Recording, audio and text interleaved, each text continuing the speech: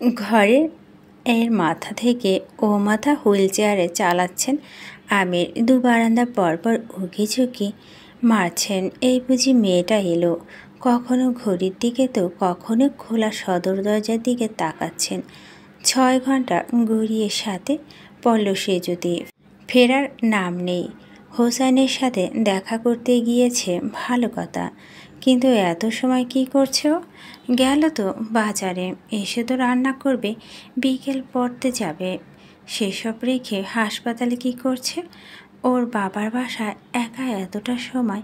মেয়েটা জানে আমিরের মন মানছে না, তার মেয়ে নির্ঘাত বিপদে পড়েছে। হাসপাতাল শুনলেই মনের মধ্যে কু ডাকে। তারও হয়েছে তাই। মেয়েটা আমার এত কাণ্ডজ্ঞানহীন নয়, এই নিশ্চয়ই বিপদের লক্ষণ। মেয়ের চিন্তায় নাওয়া খাওয়া সব গোল্লায় উঠেছে তার। আমির আবার ছুটল ঘরের দিকে। হোসেনকে ফোন করতে হবে। গত দুবার লাইন পায়নি। ব্যস্ত ব্যস্ত ব্যস্ত, এই তো এবার লাইন ব্যস্ত। আমি চিন্তায় জুবুথুবু একদম। এই একটি মাত্র মেয়ে, তার সব পরিবার পরিজন তো কবেই পর হয়েছে। প্রিয় মানুষটাও নেই দুনিয়ায়। এই মেয়ে কিছু হলে সে বাঁচবে? আমির হতাশ হলো না। আরও একবার হোসেনের নাম্বারই কল দিল। যাক, লাইন পেয়েছে এবার। হোসেন মাত্রই পেশেন্ট দেখে ফ্রি হলেন। আমিরের এতগুলো কল দেখে তা বুঝতে বাকি নেই। সে যদি তো বের হলো কিছুক্ষণ। এখন সে কি বলবে?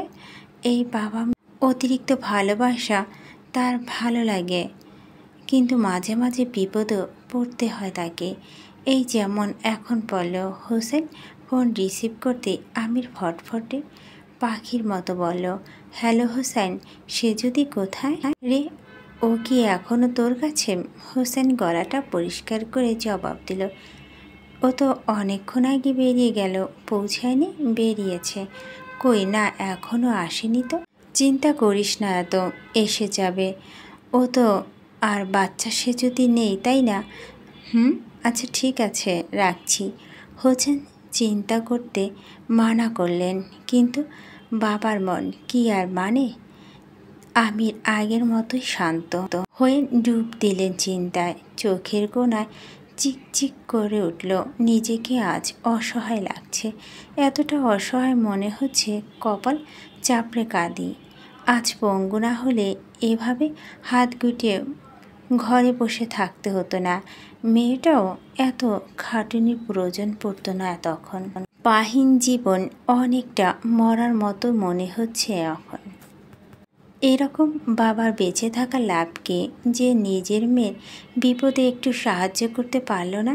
বিষণ্ণ মন নিয়ে আমি থ মেরে বসে রইল ঘরে। বাবা নিশ্চয় এতক্ষণ না খেয়ে আছে, থাকবেই তো। আমাকে ছাড়া কখনো খেয়েছে? ইস, বাবার ওষুধ সব মিস হয়ে গেল। গাড়ি ব্রেক কষল ভীষণ জোরে। সে যদি সামনে ঝুঁকে পড়ল কিছুটা। বিরক্তি নিয়ে রুদ্রর দিকে তাকালো, আর জবাবে রুদ্র বলল, নামা উচিত, এসে গেছি। সে যদি বাইরে তাকালো। গাড়ি তাদের বাসার সামনে। লোকটাকে কি বাড়ির ঠিকানা বলেছিল সে? কই, মনে তো পড়ছে না। তাহলে কি করে চিনল? হয়তো হোসেন আঙ্কেল বলেছেন। কথা না বাড়িয়ে দরজা খুলে বের হতে নিলই খপ করে ওর হাতের কনু টেনে আটকালো রুদ্র। সে যদি হতচকিয়ে তাকালো। গাড়ির দরজা তো খুললেন, একা একা হেঁটে যেতে পারবেন তো? সে যদি মনটা খারাপ হলো মুহূর্তে। আসলেই তো পায়ে ব্যথা কথাটা মাথা থেকে বেরিয়ে গিয়েছিল, কিন্তু যেতে হলে এই লোকটাকে কোলে আবার উঠতে হবে। না, ওঠা যাবে না। না মানে না, পারবো। রুদ্র সন্দেহহীন কণ্ঠে বলল, পারবেন? হ্যাঁ, ওকে, তাহলে নামুন। রুদ্র ত্বরিত গতিতে বেরিয়ে গেল। ঘুরে এসে সেজুতির পাশে দরজা খুলে দিয়ে মুখ ঘুরিয়ে রাখলো আরেক দিক। ভাব দেখল বাঁচেনি। মনে মনে রুদ্র 14 গোষ্ঠী উদ্ধার করে পা কোনো রকম বাইরে নামালো সেজুতি। সঙ্গে সঙ্গে তাকে এক আকাশ চমকে দিয়ে কোলে উঠালো রুদ্র। সেজুতি ভরকালো বটে, সাথে রাগও হলো। কোলে উঠবে না করেও উঠতে হলো শেষমেশ। বলেছিলাম তো হাঁটতে পারবো। রুদ্র বাঁকা হাসে বিদ্রুপে হাসে। আমি জানি কার তোর কতটা। লোকটা কি আমাকে অপমান করলো? মনে মনে সিঁড়িতে রুদ্র গটগট বুটের শব্দ শেষ হলো সেজুতিদের ফ্ল্যাটের সামনে এসে। দরজা হাঁ করে খোলা। রুদ্র এতেই সুবিধা হয়েছে সেজুতিকে কোলে নিয়ে একদম ভিতরে ঢুকে সেজুতি এতক্ষণ উসখুস করছিল। ভয় লজ্জা সিটি আসছিল। এরকম একটা পুরুষ মানুষের কোলে তাকে দেখলে বাবা কি ভাবতে পারে, সেই চিন্তায় শুকিয়ে যাচ্ছিল গলাটা। সিঁড়িতে অনেকবার ভেবেছিল লোকটা নামিয়ে দিবে বলবে, কিন্তু নিজেও বা উঠবে কী করে সেই ভেবে বলেনি আর। অথচ বসার ঘরে বাবাকে না দেখে এতক্ষণে আটকে রাখা দম ফেল সেজুতি। রুদ্র তাকে সোফায় বসে নিজে সোজা হয়ে দাঁড়িয়ে বলল, আপনার বাবাকে ডাকুন। রুদ্র না বলল সেজুতি ডাকত। বাবাকে দেখার জন্য তার মন আকুপাকু করছে। রুদ্রর দিকে একবার চোখ বুলিয়ে তাকালো। বাবা, ও বাবা।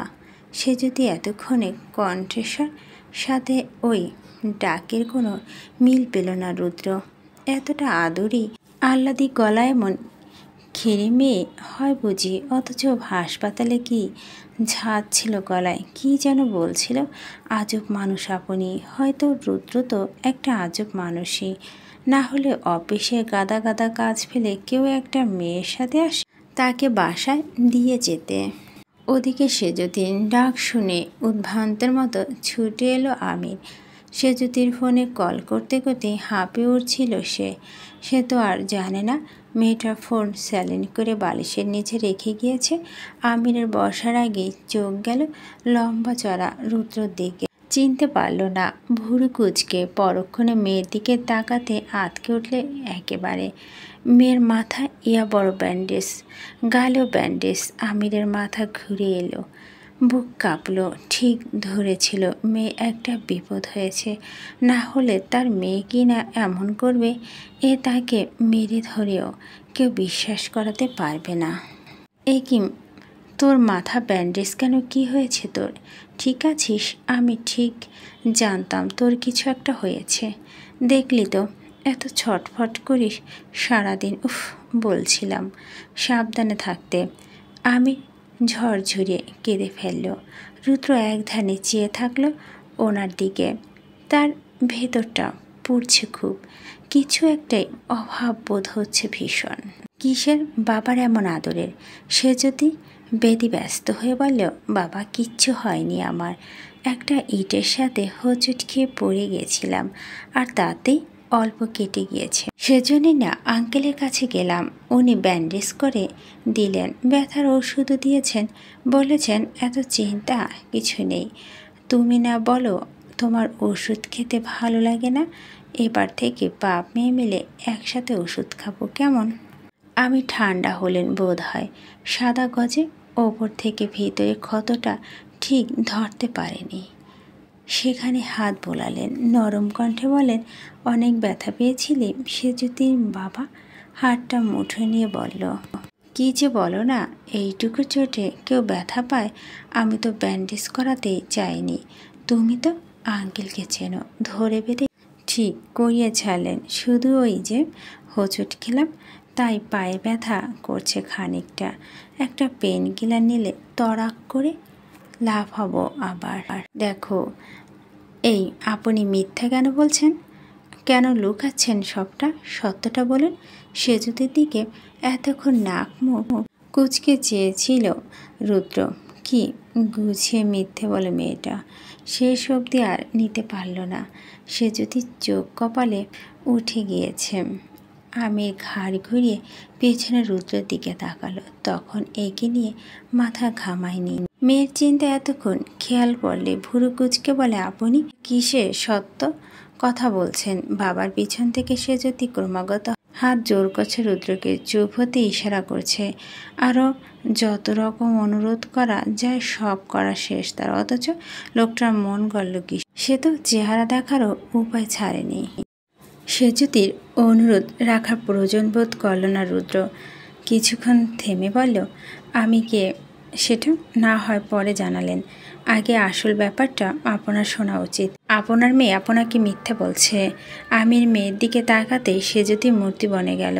এতক্ষণ যে হাত মুখ ছুঁড়ে রুদ্রকে অনুনয় বিনয় করলো, তাতে কাজ হয়নি। আমির তাকে চোখ ছোট করলেন। উনি মজা করছেন বাবা। সে যদি হাসার চেষ্টা করলো। আপনি কেন বাবার সাথে এমন মজা করছেন বলুন তো? চুপ করে থাকুন না।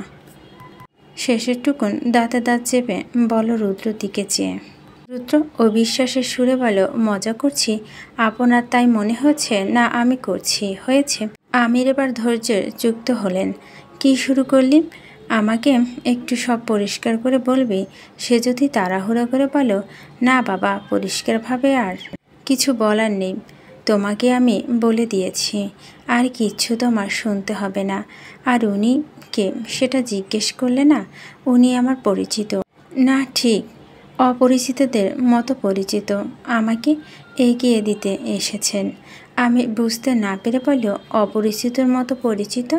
সেটা আবার কী রে মা? সে যদি হাত নেড়ে নেড়ে বলল, আমি বোঝাতে চাইছি হোসেন আঙ্কেলের পরিচিত, তাই আমারও পরিচিত। বুঝেছ? রুদ্র এলোমেলো দৃষ্টি এদিক ওদিক তাকাচ্ছে। এই মেয়েটা সত্যি কথাটা বলবে না বলে কতগুলো মিথ্যা বলো। জাস্ট আউট অফ থিং এমনভাবে করছেন যেন ওনার বাবা টের পাবে না। একই বাসা থেকে কেউ লুকিয়ে রাখতে পারে এসব? বোকা নির্বোধ মেয়ে একটা। আমির রুদ্রকে বললেন, এই দেখুন আপনি সেই তখন থেকে দাঁড়িয়ে আছেন, বসুন না, আমি দেখে একটু চায়ের ব্যবস্থা করি। আমি যেতে নিল সে যদি থামল, তোমাকে যেতে হবে না, আমি যাচ্ছি। রুদ্র হাসি পেল। যে মেয়ে বাসায় এলো অন্যের কোলে চড়ে, সে কি না এখন চা বানাবে? আমির বলেন, না না, তুই না বললি পায়ে ব্যথা, তুই বসে থাক, এইটুকু আমি পারবো। বাবা মেয়ের চা বানানোর প্রস্তুতিতে জল ঢালো রুদ্র। হাত ঘড়িতে চোখ বুলে বলল, আপনাদের কাউকে কিছু করতে হবে না, আমার আর্জেন্ট মিটিং রয়েছে, আমাকে যেতে হবে এক্ষুনি। সে কি বাবা, একেবারে খালি মুখে যাবে? একটু বসুন। রুদ্রর কপালে ভাঁজ পড়ল। এমনভাবে কথা বলছে যেন শ্বশুরবাড়ি এসেছি, অথচ ধীর স্থির গলায় বলল, আমার খাওয়ার সময় নেই, আই হ্যাভ টু গো। চলি। কাউকে কিছু বলতে দিল না। যেতে যেতে একবার সেজুতিকে দেখল, বড় বড় পা ফেলে বেরিয়ে গেল। তারপর সেদিকে তাকিয়ে সেজুতি বিড়বিড় করল, লোকটি কি অদ্ভুত। বিছানার ওপর হাত পা মেলে চিত হয়ে শুয়ে আছে অদ্র। তার সারপ্রাইজ হওয়ার বদলটা এখনও কাটেনি। এক্ষুনি অ্যাটাক ফাটাক করে ফেলতে পারে। কিছুক্ষণ আগে হাসপাতালেও ঘটনা, সে তো বোবা বনে গিয়েছিল, তাও নিজেকে সামলে হেলে দুলে পৌঁছেছিল বাসায়। হাত মুখ ধুয়ে খেতে বসবে, তখনই মিস শুভা কল করলেন। অব্র তখনও বোঝেনি সে কি শুনতে চলছে। এরপর যা শুনল তাতে খাবার আটকে গলা লাফাচ্ছিল তার, ঝুলছিল পেটে যাওয়া আগে জায়গাটুকু। রুদ্র নাকি বলেছে আর কোনো মেয়ে আসবে না হোটেলে। এখন থেকে হোটেলে তার নারী সঙ্গ সমাপ্ত। সাথে একটা সাইনবোর্ডও টানাতে বলল, যেখানে লেখা থাকবে নো এন্ট্রান্স অফ গার্ল, মানে মেয়ে মানুষ ঢোকা বন্ধ। আসলে কি তাই? অব্র ভেবে পেল না। এ যে অবিশ্বাস্য, অবিশ্বাস্য, অবিশ্বাস্য। অব্র বেশ কবার একই কথা আওড়ালো। ভাইয়ার বয়স যখন 20 বছর, তখন থেকেই তার এই নারী সঙ্গ। মানে কি দাঁড়ায়? বিয়ের বয়স হওয়ার আগেই বাসর সেরেছে ছেলেটা, আর এখন চলছে 29 টানা 9টা বছর নারীদের ঘেরান নিয়ে যা রাত কাটে, সে কিনা দুদিনের মাথায় সেসব ছেড়ে দিবে? কি এমন ঘটলো? হুট করে কি হলো যে একেবারে সব বন্ধ? কাল রাতেও একটা মেয়েকে পাঠাতে বলল, একটু পর তাকে বের করে দিল। সত্যি রুদ্রকে জিনে ধরল না তো? ব্যাস এইটুকু ভেবেই অব্র চিৎপটাং হয়ে পড়ল বিছানায়। খাওয়া দফা রফা তার। আপাতত শখ খেয়ে খেয়ে দিন কাটবে। রুদ্র দেবে শেখাবে। অব্র হঠাৎ খারাপ লাগতে শুরু করলো। না, রুদ্র যেন নয়, ওই মেয়েগুলো যেন। অনেক মেয়ে টাকার লোভে এলো, কেউ কেউ ভাইয়ের ওপর ক্রাশ খেয়েও আসে। কি হবে ওদের? অব্র এত ভার সইতে পারল না। তার মাথাটা অধিক ছোট, এত কিছু একসাথে আটে। এর থেকে ভালো সে নিজে গিয়ে রুদ্রকে শুধাবে। 2-4টে ধমক খেলে খাবে, কিন্তু জেনেও ছাড়বে আজ। অভ্র সোজা গিয়ে রুদ্রের রুমে উকি দিল। দরজা ভেজানো ছিল। মাথাটা তার মধ্যে থেকে ঢুকে রুমের দিকে তাকালো অদ্র। রুদ্র দেখা মিলল কাউচের ওপর, সামনে মদের বোতল আর গ্লাস, ঢালছে আর খাচ্ছে। ঢকঢক শব্দ হচ্ছে। অদ্র মাথা চুলকালো। ভাইয়ের আবার কি হলো? ভাইয়ের তো মন খারাপ না, তা ড্রিঙ্ক করে না। ভাইয়ের কি এখন মন খারাপ? আমি কি যাব ভিতরে? যদি মাথা গরম হয় তুলে আছাড় দেবে না তো? দ্বিধাদ্বন্দ্ব নিয়ে ভাই বলে ডাকলো অভ্র। এক ডাকে রুদ্র তাকালো। কি টকটকে লাল চোখ দুটো, কেঁদেছে নাকি? অভ্র মস্তিষ্ক বিচলিত হলো মুহূর্তেই। ভয় ঠয় ছেড়ে দ্রুত পায়ে এসে এগিয়ে এলো। কি হয়েছে ভাই? রুদ্র হাতে গ্লাসটা শব্দ করে রাখলো। অদ্ভুত কণ্ঠে বলল, বুঝতে পারছি না, খালি মনে হচ্ছে আমি ঠিক নেই, আমি ভালো নেই। আর মনে হচ্ছে ও তার ঔষধ। ওকে ছুঁয়েছি, ধরেছি, সেসবে মনে করে করে ভিতরে ভিতরে আরও ভেঙে যাচ্ছি আমি। এরকম তো কখনো হয়নি অভ্র। ওর বেলায় কেন হচ্ছে? কেমন অদ্ভুত টান একটা, বুঝে উঠি না আমি। আগামাথা কিছুই খুঁজে পাচ্ছে না অভ্র। মাথা মুন্ডু ছাড়া কথা রুদ্র বলে না। বলেছে যখন নিশ্চয়ই এর একটা মানে আছে, কিন্তু এমন শক্ত মানেটা তার নিকেট মাথায় ঢুকবে না বলে মনে হয় না। রুদ্র লাগাতার মদ খেয়েছে এতক্ষণ, গলা জ্বলছে যাচ্ছে এখন। গলার টাইট ঢিলে করে ছোপায় মাথায় এলালো সে। অভ্র অনেকক্ষণ ভাবল, মন দিয়ে ভেবে দেখল, না, তাও কিছু খুঁজে পেল না। তখন রুদ্রের দিকে তাকালো। জামা কাপড়ও পাল্টায়নি। রুদ্রকে উঠিয়ে বিছানায় শুয়ে দিল অভ্র। মদের বোতলে সিপে আটকে রেখে দিল রুমে মিনি ফ্রিজে। এটো গ্লাসটা ফেলো ডাস্টবিনে। রুদ্র বুক সমান কাঁথা টেনে যেতে যেতে মৃদু স্বরে ডাকলো, রুদ্র। অত ভাই আমার। রুদ্র নেশাক্ত কণ্ঠে এত সুন্দর ডাক শুনে মন প্রাণ জুড়িয়ে এলো। রুদ্র তাকে কতটা ভালোবাসে সে জানে, কিন্তু কিছু মানুষের ওপরটা ঝিনুকের খোলসের মতো শক্ত হয়।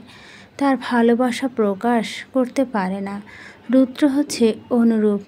অভ্র ধীর পায়ে গিয়ে রুদ্রর মাথার কাছে বসল। রুদ্র মাথা হাত বুলিয়ে বলল, কিছু লাগবে ভাই? রুদ্র নড়েচড়ে উঠে থেমে গেল।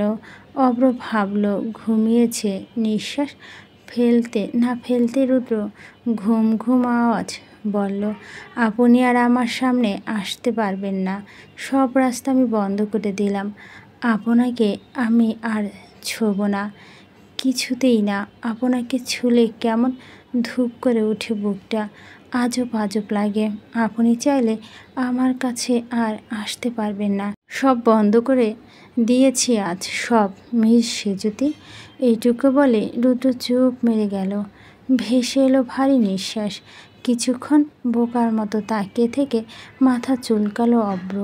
ভাই ঘুমিয়ে পড়ছে। কি যে বলে গিয়েছে, মাথা ফুটো করে চলে গেল একদম। কিন্তু এই আপনিটাকে? রুদ্র ঘুম ভাঙল বেলা করে। উঠে বসলো শোয়া থেকে। মাথায় এরকম ঝিমঝিম করছে কেন? ভুরু দুটো ব্যথা ব্যথা করছে। কাল রাতে প্রচণ্ড মদ খাওয়ার ফলাফল। রুদ্র উঠে এগুলো বাম আনতে। ব্যথা না কমলে আজ কোনো কাজ করতে পারবে না।